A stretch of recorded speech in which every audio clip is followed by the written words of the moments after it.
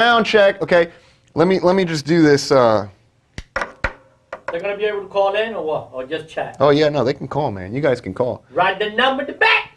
Okay, this is what it looks like when we're going live in front of the camera. Look at Shally over here recording me, recording her. Okay, this is what it looks like when we're going. All right, guys, we're talking career destination planning. What I look for. 888-778-1441. What I look for when I'm planning a move to an airline, a career move. Not just a move, a career move. Okay, where you want to lay your roots down, man. Where you want to set your roots down. Okay, if at any point you can't hear me, please let me know. Okay, let me know. And by the way, if you have questions, I will answer them. I'll do my very best to answer all of them. Just leave them in chat or call me at the phone number that you see there. 1-888-778-1441. It's going to ring for me right here.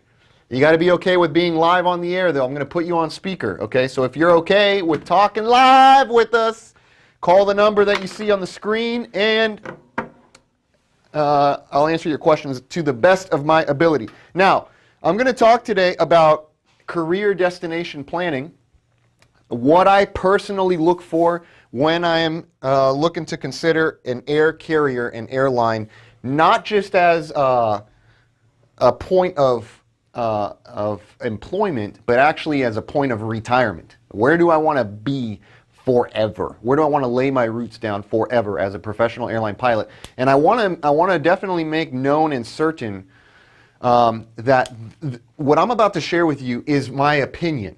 This is strictly my opinion, okay? That doesn't mean that you need to follow exactly what I say. It doesn't mean that what I'm saying is right. It's just the criteria that I look for, and maybe it'll add some value to you as you go in search of a potential career move, okay? Now, timely, right, to be talking about this, because obviously the state of the industry right now is quite affected with everything going on. And so that being said, really the criteria I'd be looking for hasn't changed, maybe just a little bit, and I'm going to share with you what it is. But nonetheless, let's get going, okay? So look, if you don't know my story, I started flying when I was 13, very, very young, and my dad was an engineer for American Airlines. So I grew up thinking, guess who I want to fly for? American Airlines. Okay, that's the goal. I'm gonna go fly for American. Okay, this is what I was thinking, and I'm gonna share with you today why that might be good for some people and why it may not be good for others. Now, for me, at this point in time, and again, opinions can change, but frankly, I have no interest in doing and going there. In fact, I really have no interest in going to any other carrier other than a very select. Specific group or model that I particularly would target for a career interest, right? So as you go through life, your ideology changes because you learn different things and the like, right? So my first job was 135. So I'm primarily going to talk airlines, but I do want to talk about 135 charter. I want to talk about corporate flying. This is maybe part 91. You also maybe could be flying corporate for a corporate flight department. Walmart has a corporate flight department. Delta Airlines, believe it or not, has a corporate flight department. And most large companies have a corporate flight department where you can be flying for them. So I'm going to talk a little bit about those.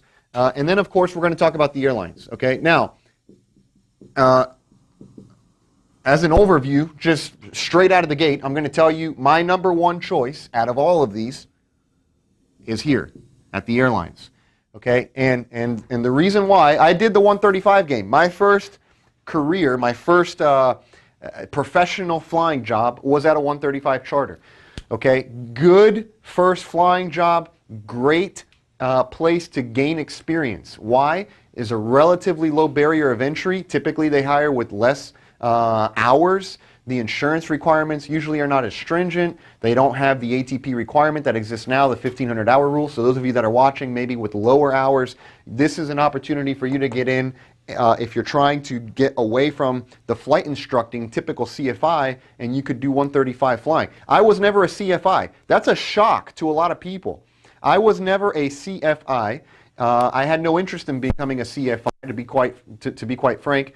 And the way that I navigated around not doing CFI work is right here. Okay, I did the 135 game. Specifically, I flew a Metroliner. Those of you that have watched the 737 course, you know that because I talk about it there. But I flew a Metroliner for a freight operation based out of Fort Lauderdale. I did that for quite some time, and I was able to build some hours. I'm very fortunate and very thankful for the opportunity, and very blessed to have been able to get into that operation at the time that I did. Timing is a lot of this, folks. I'm sure a lot of you know that, right? So 135. Now, what I don't like about 135, here's what it is. What you don't like? On call. Not all, but many are on call. A lot of these on-call deals, I can speak for the one that I was at, a lot of it is you're on the clock 24/7, or maybe you have guaranteed days off, but on your days on, you're on the clock and you can receive a phone call at any time. I'm not really a big fan of that. I like the ability to plan my life a little bit better. And the other thing that I absolutely did not like about this is pop-up trips. Now, I have actually done a couple 135 operators, and some of which are notorious for doing this. One of which in particular, I won't mention any names, but I was at a place flying 135, and I would get a pop-up trip after being under the impression that I was going to go out for maybe 2 days. Hey, you're going to go out and fly for 2 days, so I'm packing a bag for 2 days. We would land at a destination, get a phone call, pop-up trip, you got to go somewhere else. Okay, so now I would go somewhere else with the same 2 days packed in my suitcase, and then I would land at the new destination, get a phone call, pop-up trip, you're going somewhere else. That, to me, is there's not enough planning that I can do with my life. And that's why I would not really consider 135 a career destination for myself. Some people like the adventure of not knowing where you're going to go. And I totally understand that. I have friends of mine that are like, no, I love the adventure. I never know where I'm gonna wake up in the morning, what new city I'm gonna go to that I maybe have never gone to before. Right? That's one thing with the airlines, man. Airlines are very predictable. That's why I like it. I like being able to predict it. It's very predictable. It's also you're always basically going to typically the same hotel, same city. It's predictable. That's the bottom line. And some people, they don't like that. Okay, so but if you prefer a little more adventure, okay, maybe that's not for you. But I'm not about the on-call pop-up trip, that kind of thing. Okay, so that's the deal with this. 135 flying, good maybe to get yourself in the game. I do prefer it honestly over CFI for the simple reason that typically it's, in my opinion, if you're flying a turboprop or a turbojet, it's a little bit more valuable time that you're going to be acquiring there. So it would be preferable. Now, slide down to the corporate flight departments, okay? And this also is not only corporate, but you know, this kind of all ties together. Fractional, okay? The fractionals. These are the net jets of the world. The flex jet, the net jet, the AOK jet, the Hoppa jets, the whatever jets, okay? These are the fractional carriers that are out there. Again, how much adventure do you like, okay? For me, I don't particularly like it. Typically, it's a little bit less predictable. It's a little more of an on-call deal. You do have the pop-up trip thing, and you're servicing a market that's relatively niche. So this is a lot of what I'm going to be talking about today here is actually the financial aspects of all these things. And the deal with the Corporate 91 Fractional is you're servicing a demographic of people that not everybody can charter a Gulfstream and not everybody can charter a Beechjet. It's a lot more available to hop on an airliner from a passenger standpoint, pay a fee for $80 to $100 at some of these low-cost carriers. And so it's just, the market's larger. And with a larger market comes more security, more job security, and that's what I'd be looking for a long-term thing. So again, not a terrible option. It's just not personally my first choice. This also not a terrible option, okay? These are options in my eyes for me to get in the industry, for me to get some time in hopefully in either a turboprop or a turbojet aircraft. But for me, and I may not be the same for you, for me it would not be a career destination, okay? At least not with my current mentality, right? Everything changes based on, you move through life, man, and you have experiences and your ideology tends to change from time to time. But based on what I've been through and seen, I would not be, and I've done the 135 game and I've done some, I wouldn't call that a career for myself. Now, let's talk about airlines. I love this, okay? I love the airlines. So we're going to talk airlines here. There's a couple different airlines that you can talk about here. 121 supplementals, 121 passengers,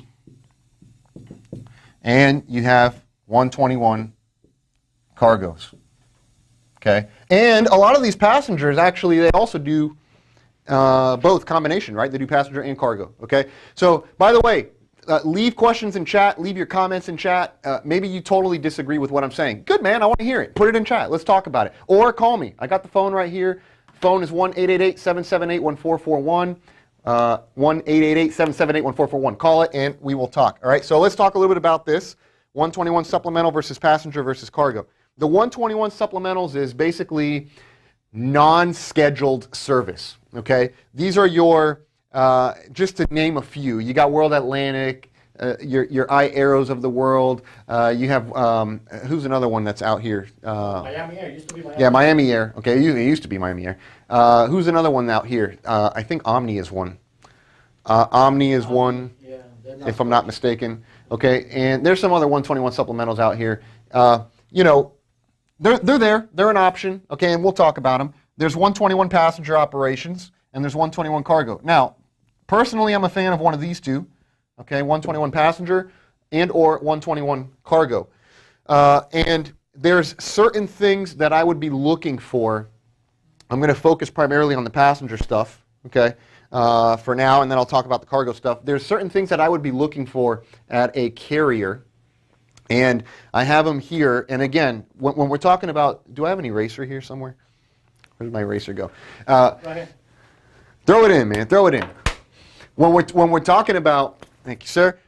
When we're talking about career planning, quality of life is huge. Okay, everything I shared with you so far has to do with quality of life. I don't like pop-up trips. That's a quality of life issue. I don't like to be on call 24/7. That's a quality of life issue. Okay, so how you organize things that are important to you is up to you. Now, I'm going to share with you kind of how I organize it. I primarily look at, let me draw this a little bit bigger. There's different things that tie into this, right? Location, base, time of upgrade, money, 401k pension plans. Can I commute in if I'm living out of base? There's so many different things. Control of schedule, control of time. Where am I going to live? Okay. So, in order of priority, I first look at location. This is me personally. You don't. For you, it may be different. Okay. Where do I want to live? I have moved around, I think I counted it up to be like 12 times since my childhood. Okay, I was born in Texas. If you don't know, I moved to Seattle, grew up in the Merritt Island, Cocoa Beach area, moved back to Seattle, lived in several houses up there. Then I came down to South Florida, lived in several houses here. I've done a lot of moving. So for me, location is very crucial, somewhere where I can plan to be for a long time. I don't really want to leave from where I'm going to be based, right? I want to live in base, location. Shally's heading out. See ya. Okay, thank you for your help. Appreciate it. Everybody say bye, Shally. Put it in chat. Okay. All right, so location, big deal for me. Schedule. Schedule is huge. And with schedule, really what I'm talking about is time control. Okay, so if you've made the decision you want to do a 121 airline, whether supplemental passenger or cargo, I'd be looking for where am I going to be based? Am I okay with being based there? Do I see myself retiring there? Is this a long-term thing, a short-term thing? These are the questions I'd be asking. Schedule. Okay, how much can I control my schedule? Do they have a reserve grid? What's called a reserve grid, red-green system? Yes, please, thank you. Water, you know, we're in here, we're talking a lot. Okay, reserve grid, right? Do they have a system where you can trade, drop, swap? Can I drop reserve days? Can I not drop reserve days? A lot of this stuff is built into the union agreement, the labor agreement, okay, that if you're at a union carrier, of course, and you should be familiar with the work rules so as to know how much time control you have. Okay, so that's definitely something. Can you bring up the the YouTube feed on the bottom so I can see that. The Google Chrome on the laptop. See where the laptop's at. So you definitely want to know about your work rules. Okay, that's the bottom line. Let me see if I can change the... Because I want to see, what I want to see is your, if there is anybody leaving something in chat, I just want to see that. Right there. Yeah. Click. Boom. Okay, awesome. Okay, so work rules, very, very important. Location, schedule, time, control of time, specifically. Now, the control of time also becomes very important, okay, when we're talking about ancillary or additional flows of income that you're going to support yourself with. Okay, so out here I'm going to put additional income. Those of you that know me kind of on a personal level, or maybe you follow me on social media, you will know that I am extremely passionate about finances, personal finance, that kind of thing. And I'm never an advocate for one flow of income. Your airline, your company does not fly one box. They do not fly one passenger. They do not do one of anything, and neither should you. I would not do one of anything. It's just something like Corona hits right now. Your one flow is disrupted, and now you're at a loss. So I would never, ever, ever rely on that. And time control becomes crucial when we're talking about developing additional revenue streams for yourself and your family. So I'll talk a little bit about that. Location, schedule. Next thing I look for, very, very, very important, money. Money obviously is a big thing, and with money comes also the upgrade time.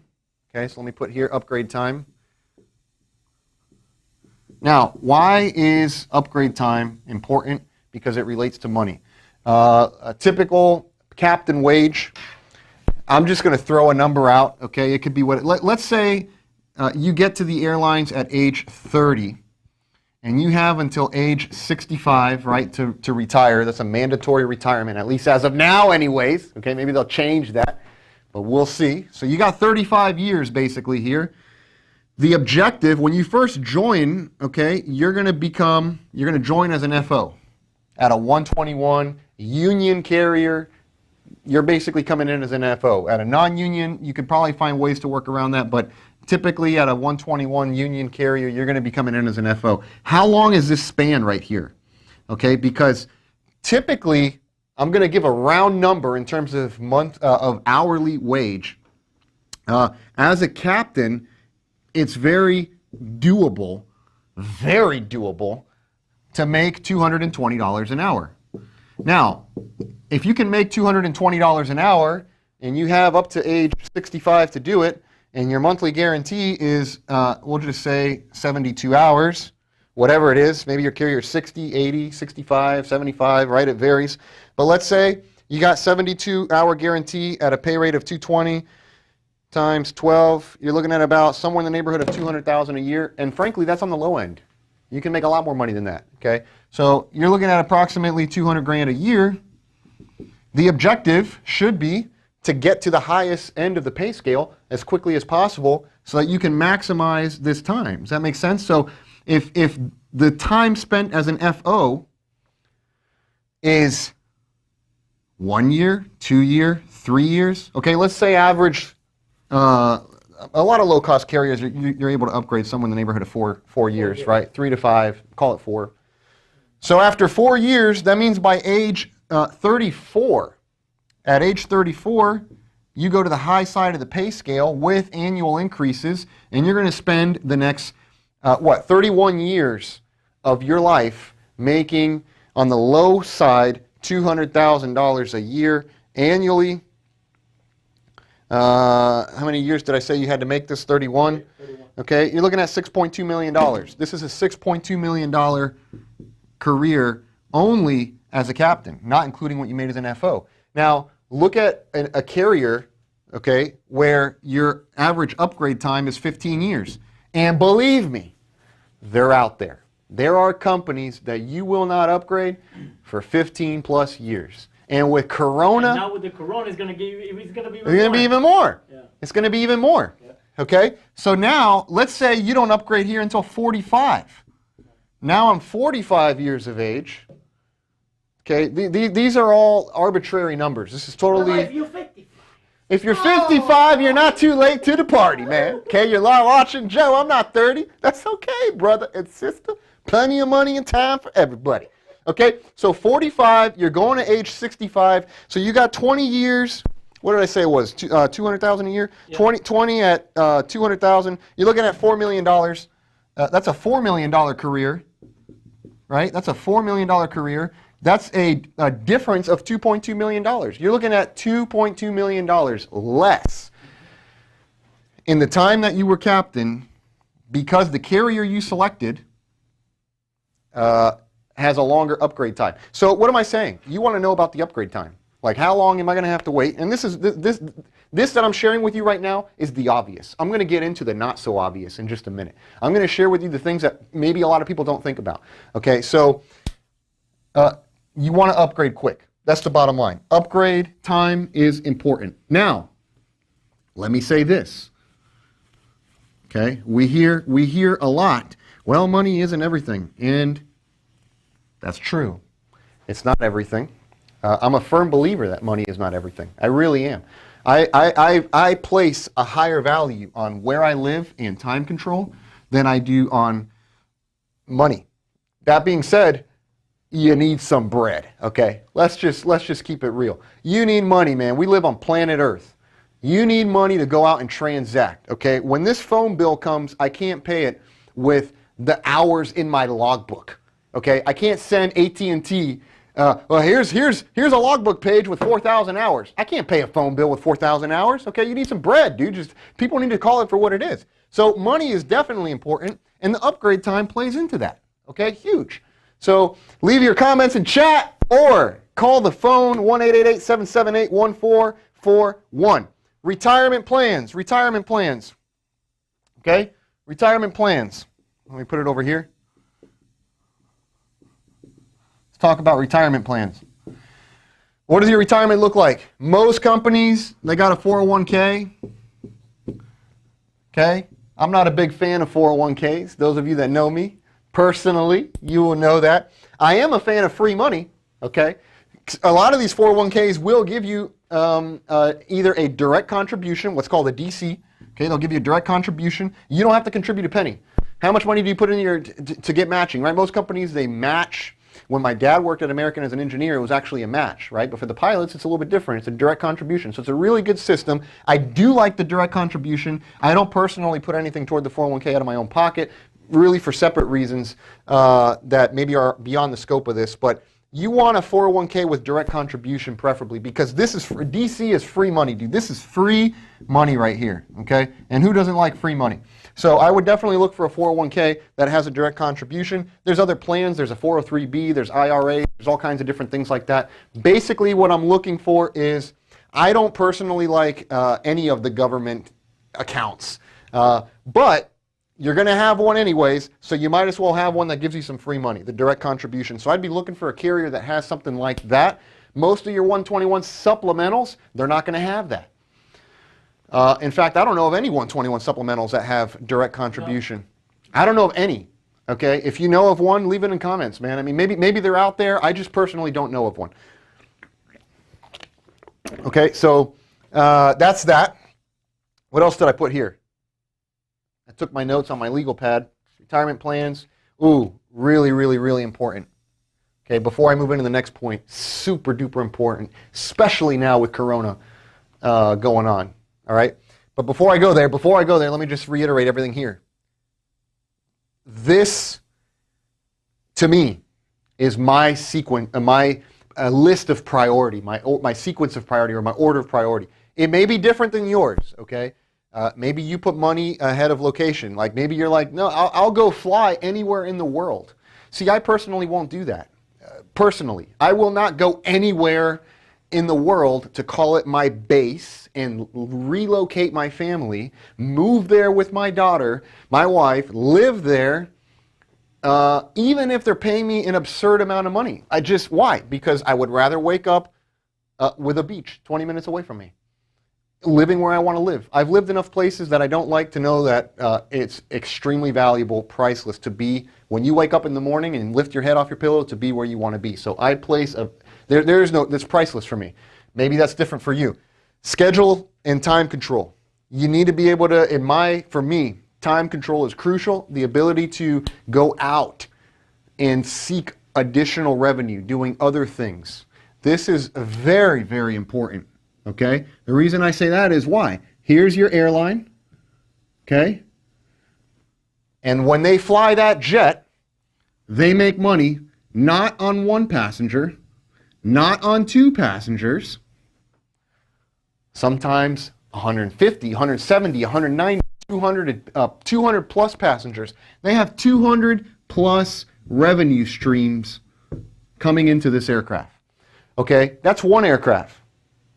Now they have the second aircraft, the third aircraft, the fourth aircraft. Okay, they got 5 over here. How many more planes do you want to see over here? Okay, maybe your company has, whatever, 200 jets, 300 jets. Each jet carrying 200 people. How many revenue streams is that? That's a lot of money coming in.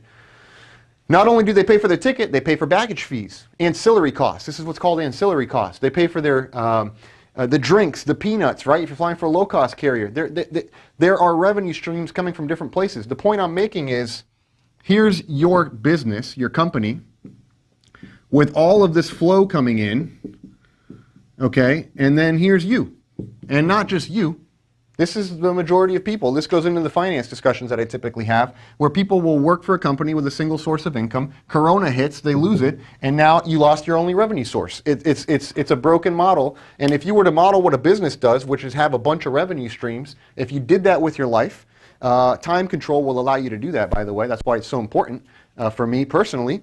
Then you would find yourself in a better situation. So I always tell people, even if you're flying, I would look into opportunities to do manual revisions.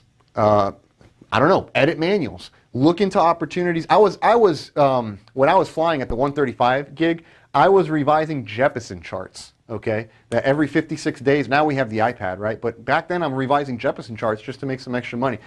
Maybe you do some training. You become an instructor, man. You go in the sim, you do some ground school, whatever. I don't know, you drive Uber. I don't know what you do, man. You do whatever you want to do, okay? But I would definitely advocate to be able to have time to do something else. That's just me personally. Money, big part. Upgrade time, huge part. And the retirement, preferably, I look for a direct contribution. Now, here's the part that so many people overlook. I'm going to get into it here. And it probably going forward will not be overlooked much longer because of the recent events that we've seen. Do any of you guys, I tell you what, man, it feels like we're living in a movie and we can't get out of this thing, okay? This is a movie and we can't walk out of the theater, brother and sister. Not on this one. Okay, just crazy, crazy, crazy deal going on. We got COVID happening. Airlines are stopped. We got a window here. I'm looking at gates just filled with planes parked there. There's a maintenance hangar out here. 4 jets just parked outside. There's never jets parked there. There's just, you look all over the country and there's aircraft parked all over the place. So now, here's one of the things that a lot of people overlook.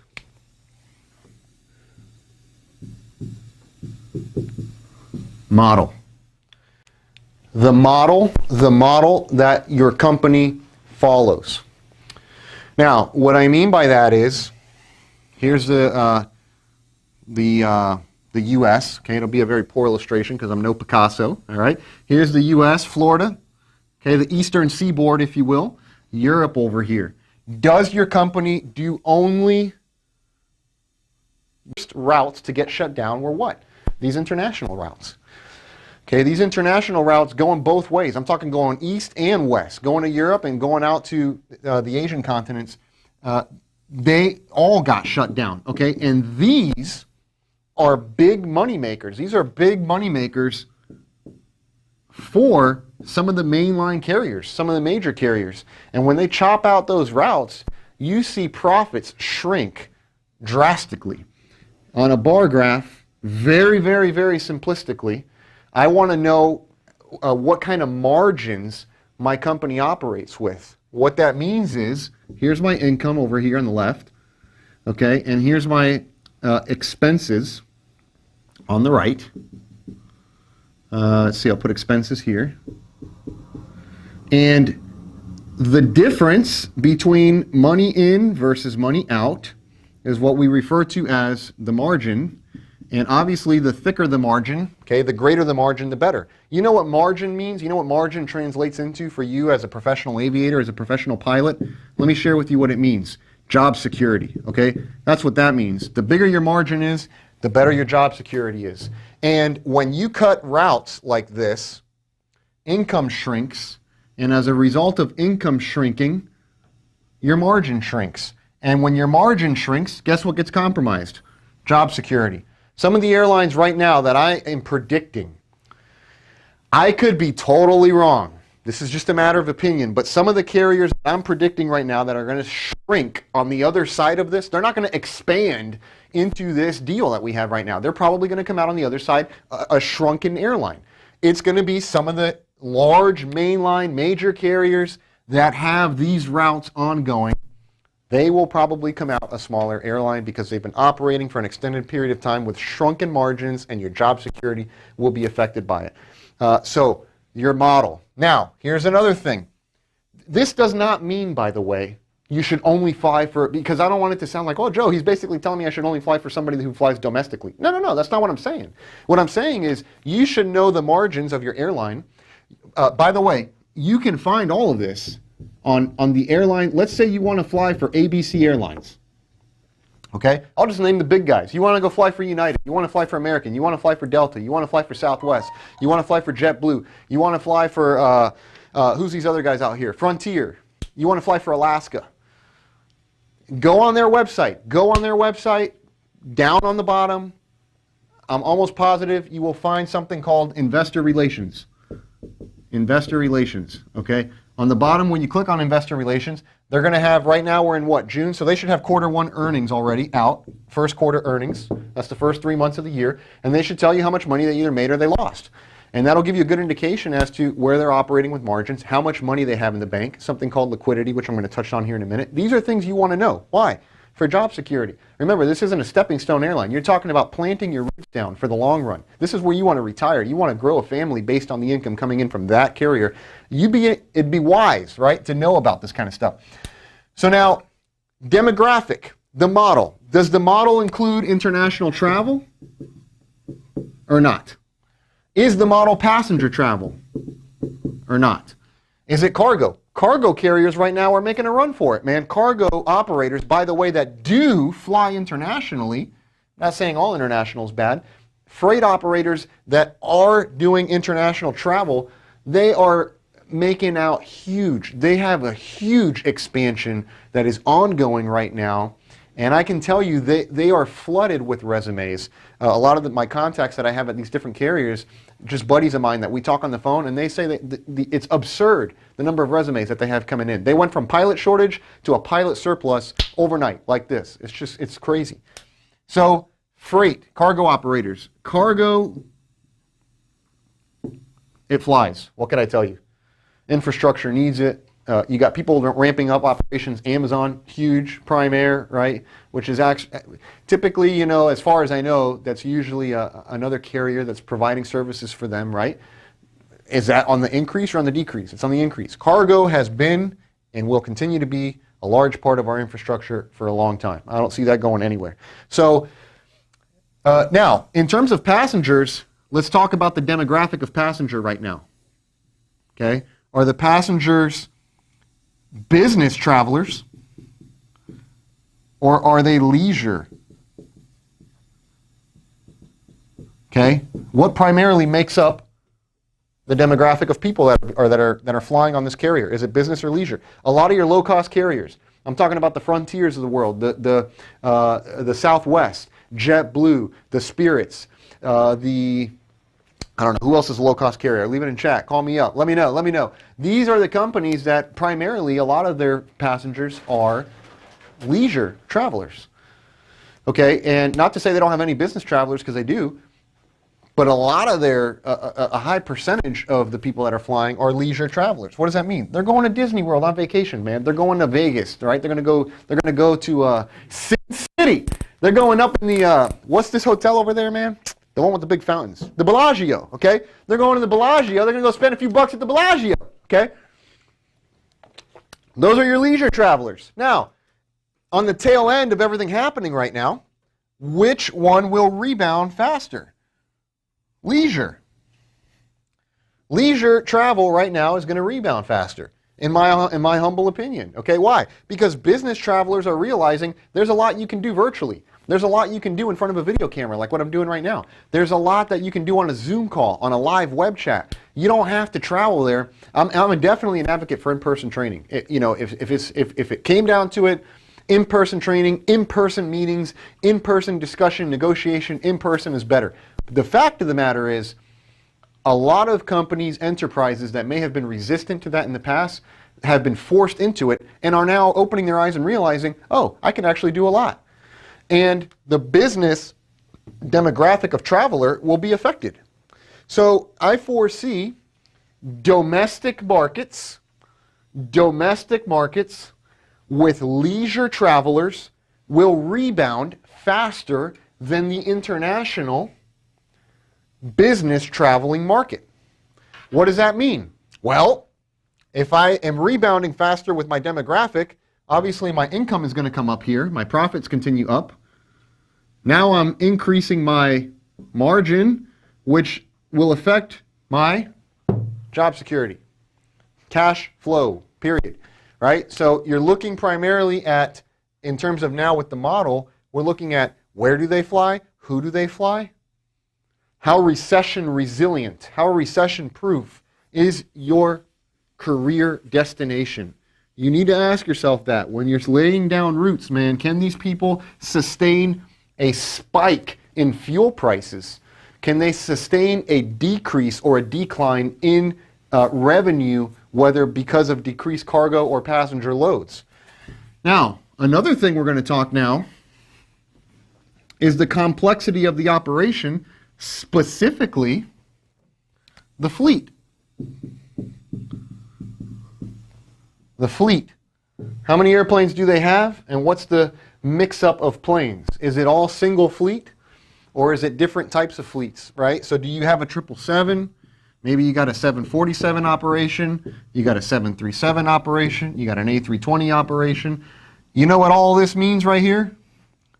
Increased cost. Okay?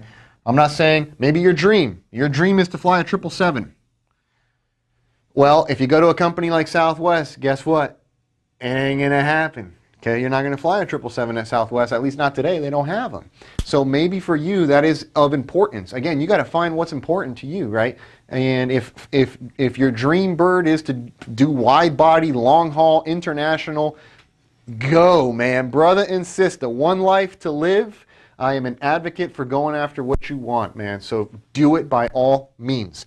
But if you're looking for, man, I'll fly a coffee maker. I don't care. I just want job security. I want somewhere I can raise a family, be secure. If that's what you're seeking, so far my criteria would be a large domestic presence with many leisure travelers and or freight.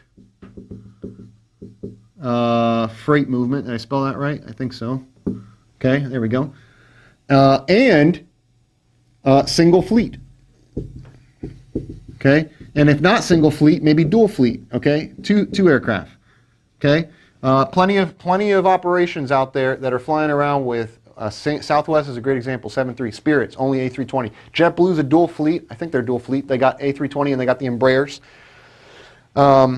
Frontier, Airbus operator, single fleet. Single fleet, less complexity. Less complexity, it's simple. Simple, profitable, period.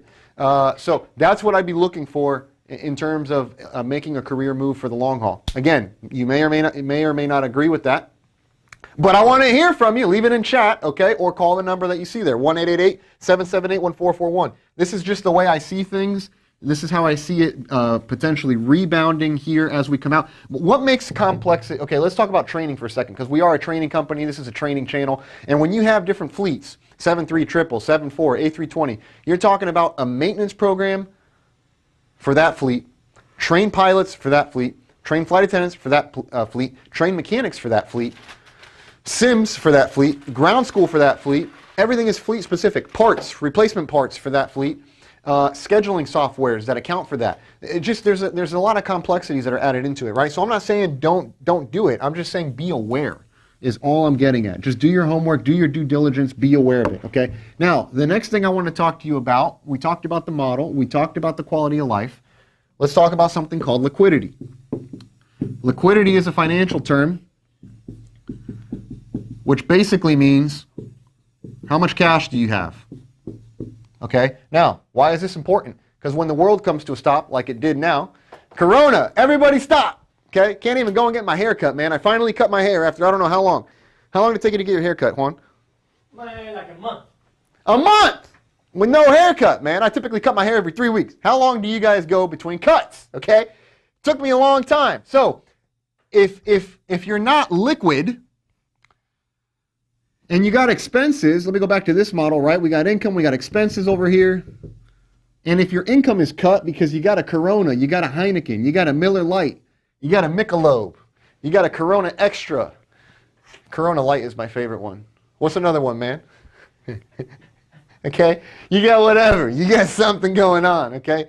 And your income is affected, your liquidity, how much cash you have in the bank as an airline, is important because the expenses are here. Now, they can do things, right, like many of them have done. They've incentivized early retirements. They've done voluntary leaves. They've done all kinds of things to drop expenses. But the fact of the matter is, if they're still operating at a loss, the way that they're going to be sustainable to weather the storm is to be liquid, to have some liquidity, which means some cash. They need to have ample amounts of cash. So in the investor relations portal, for any carrier that you're interested in setting roots down in, you're going to find what their margins are, how much they made, how much their expenses were, how liquid they are, how much cash do they have in the bank, what are their assets, right? And all of these things are important because it all ties back into how secure is this place, man? Are they closing the doors tomorrow? I mean, look, if you're going to be based in Las Vegas, in Detroit, in Chicago, in New York, in Miami, in Fort Lauderdale, in Texas, Dallas, you're gonna buy a house there. You're gonna invest your hard-earned money into a property, and you're gonna set roots down. You're gonna have a family. I mean, wouldn't you want to know about the security of where that cash flow for you, where your income's coming from? Absolutely. And this is the due diligence and the homework that goes into this, right? So liquidity is huge. So, let me just recap some things here. I'd love to hear your comments, agree or disagree, what you look for personally in an airline of choice. Call me if you want, 1-888-778-1441. In terms of quality of life, location, schedule, time control. This is time control. Can I drop reserve days? Can I add? Can I drop? Can I swap? How much control of time do you have? Money. Big. Money along with retirement plans. Okay. Joe, how come you don't like retirement plans? Well, because the 401ks with direct contribution, I'm all about. I'm 100% in, man. If you got a DC, if you got a D and a C at your carrier, sign up. But the reason usually I'm not into these deals is because, one, you can't really pull your money until typically you're age 60-ish. Two, they invest in stocks. I'm not a fan of stocks. I am a fan of stocks when certain crisis things like this happens. The corona comes and opportunities left and right. The reason I'm not a fan of stocks is because there's no cash flow. What do you mean? Every month, I need a check. A stock doesn't do that for me, and I can't touch my money. That doesn't make any sense until I'm 60. Now, I'm not going to sit up here and turn it into a financial advising show, but this is in terms of an airline, I'd be looking for direct contribution. Okay. Apart from that, what else did I say? The model. Let me look at my notes. Location, model, upgrade time. Okay, upgrade time. That's big. What else did I put here? Retirements. Yeah, business model. Business model. demographic of passengers. Omni. Let's talk about Omni for a second. I think that's a 121 supplemental. Correct me if I'm wrong in chat. Omni, okay, nice company. Why? Man, they got DoD contracts, Department of Defense. Where's the Department of Defense going? Where's the military going? Nowhere. Good contract. Secure? Probably. I would say so. Okay. Demographic, is it leisure? Is it business? Is it leisure or is it business? Travel over here. Fleet complexities. Multi-fleet, single fleet, dual fleet. How many different variations do they have in their fleet? Okay. Then down here, I got to bring my board up. Liquidity. How much cash do they have in the bank? Okay. What else did I say about liquidity? Margins. I'm running out of space here. Let me just get this out of the way. Okay. Margins. Do they operate with good margins? In other words, are they profitable or not? Do you see them expanding in the future? Okay. How safe is your base? How safe is your base? Maybe you live in Dallas and you're based in Dallas. You buy a home in Dallas. You raise a family in Dallas. And then, oopsie, they're closing Dallas tomorrow. You think that'll affect you? Probably. Right? So how safe is the base? Is it growing? Is it shrinking? Is it expanding? Is it recession-proof? Is it a resilient model? Do people want to come and travel here? Do you see them exploding? Do you see them shrinking after an event like Corona? It's Corona today. Tomorrow it's Heineken. The next day it's Miller. There's not going to be something, dude. It's a cycle, man. Everybody knows this. This is a very cyclical industry. Everything goes up and down. Not just in the airlines, but also the economy in general, right? So you want to be able to be in a position to weather these lows, man. Am I in a company that can not only weather the low, but they can expand into the contraction and come out on the other side bigger, stronger, more resilient, taking up gate space, taking over real estate? Is that the company you're at? And that's what I'd be looking for. Now, a lot of these larger carriers that are out here, if you've been following along, you'll know that there's a lot of criteria that they meet that I personally, at this point in my life, would not be looking for. Now, you go through life, different experiences, ideology changes, right? Back then, I was 13, man, I'll fly anything. I'll fly this model DC-10, whatever, dude. I was ready to fly whatever, right? Then you have a family. Ooh, now I got a little 9-month-old at home. I have a wife now, right? So everything starts changing. So I would just look down to the long run in the future, and I wish somebody would have told me. I think when I got into flying, and I don't know if this is the same for you, there were a lot more hurdles than I anticipated. There was a lot more hurdles. I didn't realize I was going to have to go fly 135. I didn't realize I was going to have to fly for an operation making $15,000 a year gross. Like, I had no idea that's what was in this game. And now you know, right? You live and learn, man. So, but future planning wise, these are some of the things that I'd be looking for. And if right now you're in a position where you might be facing a furlough. Maybe you already got the furlough. This is very unfortunate. And let me tell you, this is, to me, the most saddening part, man, is to see our fellow aviators, our fellow brothers and sisters, people that I have trained. Can't seem to unbutton this thing, okay? There we go. People that I have trained calling me and saying, man, like, where can I go? What's going on? How do you see this playing out? And my story is always the same. How I see it playing out is a recovery of leisure travel first, in domestic markets. Cargo operators, if you can get there, they're going to be expanding into this thing. They're not going anywhere. I don't see the Amazons of the world disappearing. So look to freight, look to leisure, domestic travel markets. Domestic doesn't mean only in the U.S. I'm talking about wherever you live. If you live, in China, look for flying inside of China. Whatever, right? So that's mainly what I'd be looking for. But in addition to that, a lot of these flying jobs right now, they're going to be tough to come by. What else can you do with your skill set?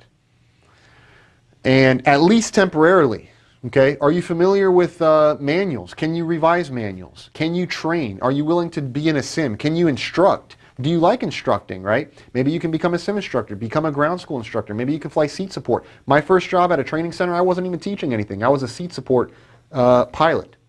And, well, Joe, how do you get those jobs? Simple. Pick up the phone, call them up. Hey, I'm interested. I'm sending my resume over. And follow up, follow up, follow up, follow up. Well, I don't want to do that. That's not kosher. That's the point. Who else is going to do that? Nobody. Nobody else is going to do that. Put yourself out there. You have to be the standard setter. You have to be distinct to yourself, right?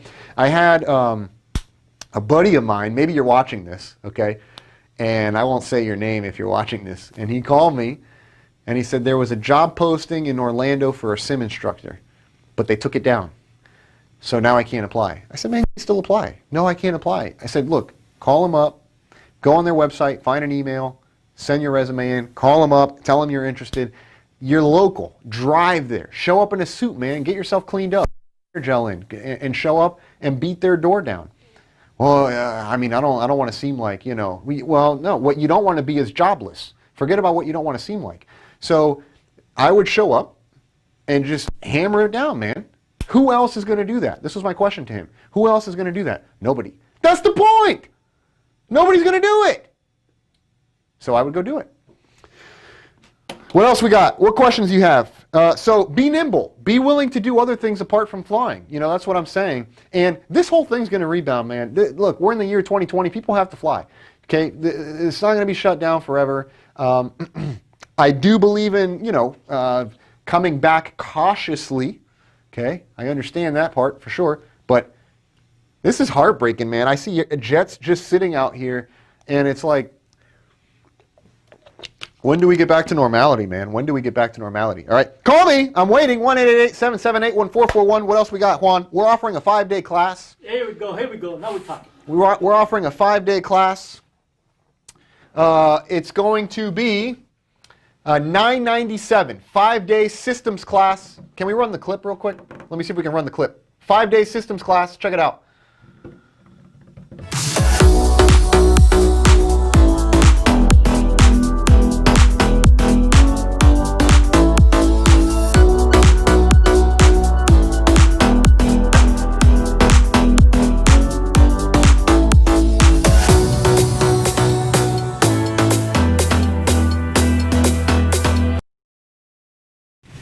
$997, 5 days. Never, ever, ever.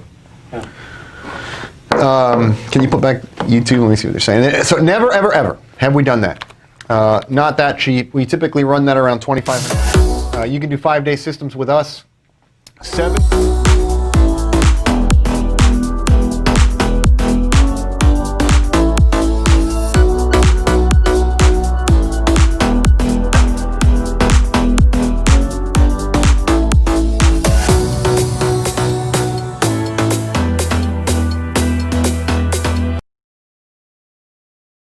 Okay, you choose 737 or A320 whenever you're ready. You come when you're ready. You want to book it now and come later? Okay, you can do that. If you want to train with us online, you don't want to come here, you don't want to be in person, you don't want to sit too close to your colleagues or whatever. I get it, man. That's fine. By the way, we can do it virtually. Okay, I'll come to you on a video platform like this. I'll come to you online. You want to do our online ground school, onestepprep.com. A320, 737, NG Classic, CRJ. You're a flight attendant. We got a flight attendant program for you. What else we got, man? Playbook. Okay, here it is, onestepprep.com/playbook. We have so many programs to help you through this lull that we're going through so you can stay sharp. Last thing I would encourage anybody to do is to come back after not having flown in a long time and not having studied anything. You don't want to come back and have not studied anything. That's crazy. Start number 1 engine.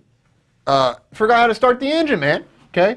Crank number 2. You don't even know where the master switch is. That's the last thing you want to do. Make sure to check all the videos to the website. So we got flows, briefings. We've taken this quarantine period to do a couple things. One of which is reset up our studio. We were studioless for a long time. We weren't going live. We weren't recording anything. We really had no means of doing it because we didn't have a studio. We set it all back up. Briefing videos for the 320. Briefing videos for the 73. We're putting together an RVSM course. Captain upgrade. Those of you that are upgrading to captain, we have a captain upgrade course coming for you guys as well. So a lot of different things, man, that we've been working on, all to add value to you. Hopefully you find it there to be value. And, you know, in closing, let me just say this. We appreciate you guys, okay? We appreciate you being here in the live stream. Appreciate you following us and everything that we do. There's a lot of big news that we'll be releasing here in the near future. I can't share with you right now, but stay tuned because there's a lot of big things that we're doing and we've been taking this downtime to expand into, okay? Any of you wondering, how's One Step Prep doing? I wonder how those guys are doing. We appreciate your concern, and I'm telling you, we're going to come out of this thing bigger. 100%. So we'll see you on the other side. Thanks for tuning in. All right, Quan and Joe, the JJ all day, live from the 305. Hope you guys enjoyed the show. We'll see you at the next one.